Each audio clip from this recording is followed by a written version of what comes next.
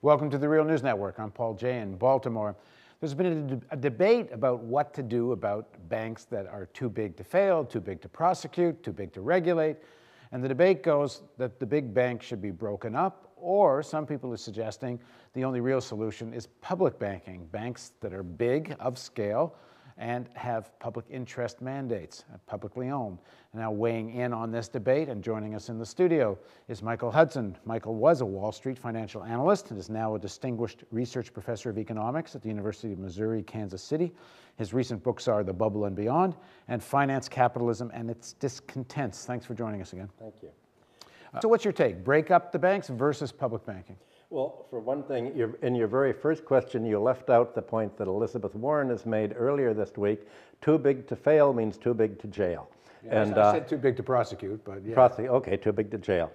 When you had the head of the Justice Department for Finance last week saying, well, we can't prosecute the banks because if we did, they already are so insolvent that we'd essentially have to take over the banks. And if we find them, they wouldn't have any reserves left and we'd have to make them into public banks, and that would be socialism.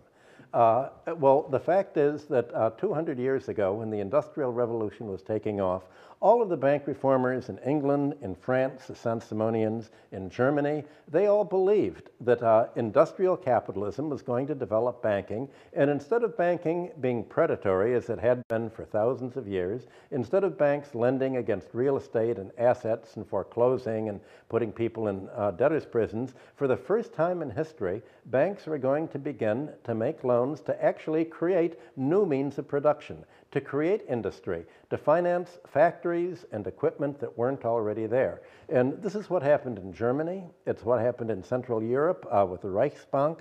Leading up to World War I, you had the German banks working with the German government, almost as semi-public entities, along with the military and industrial complex, to be sure. But you had banking taking industrial form. World War I changed everything.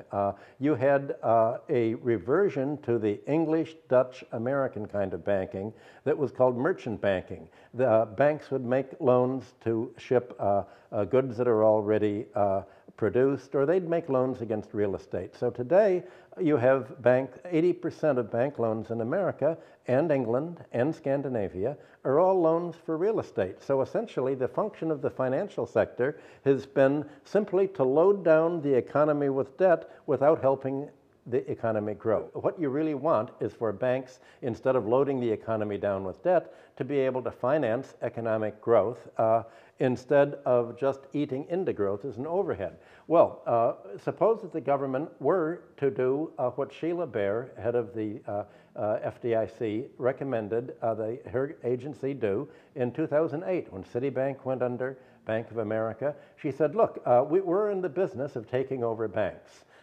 It's not really socialism, it's what we do when a bank is insolvent, the government takes it over. Now imagine what America government, the public sector could have done with Citibank and Bank of America. These were the two largest mortgage holders in America.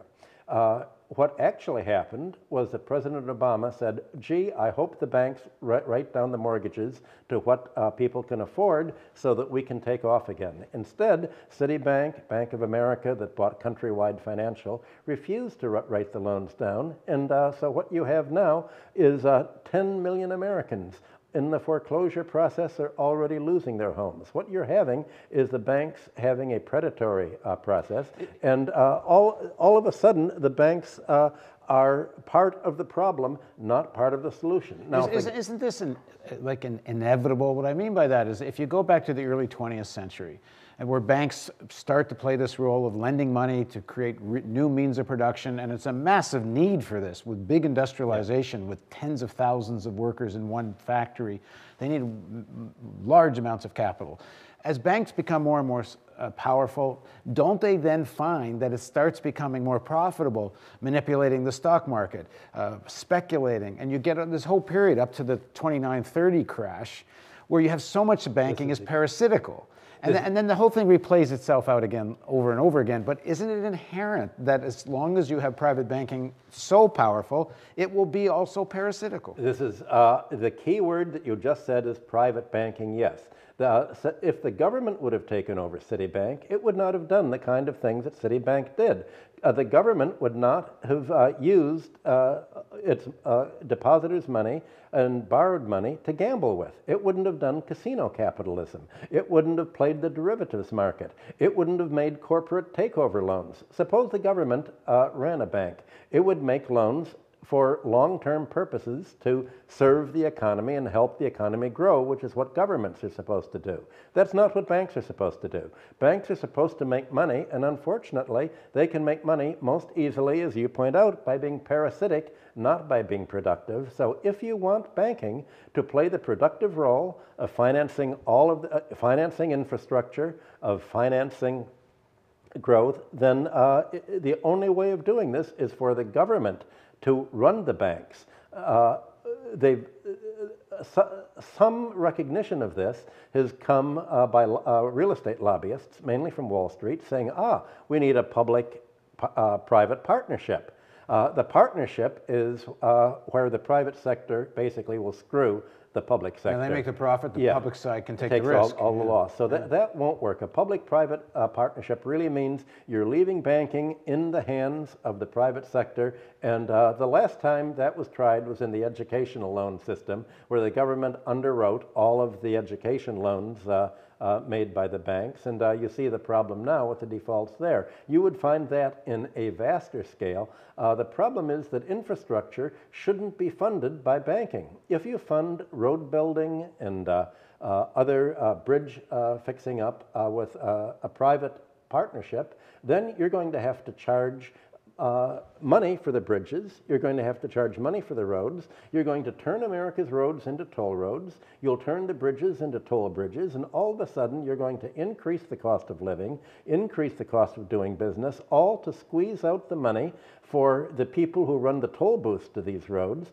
to pay the banks for the money they borrow to buy the privatization of the roads, and you're going to end up looking like England looked up after Margaret Thatcher and her Labour Party and Tony Blair.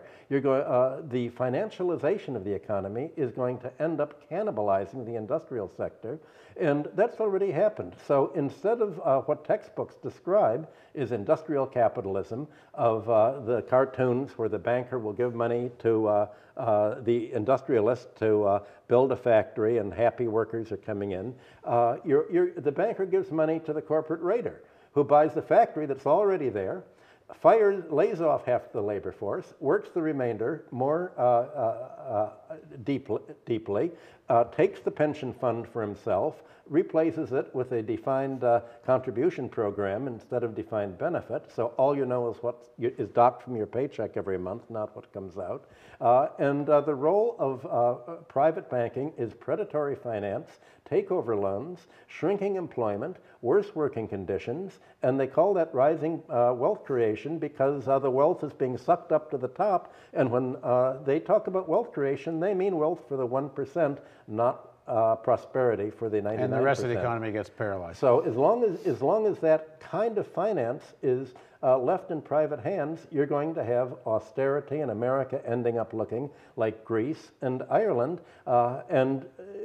Imagine how different it would have been if the government would have taken over Citibank and the big banks and said, okay, we're going to make loans now and extend credit to our own economy to build bridges and roads like they do in China, for instance. And we don't have to charge interest. We're providing the credit for it. We don't have to pay executive salaries. We don't have to make finance into the rip-off system it's become. Thanks very much for joining us, Michael. And thank you for joining us on the Real News Network.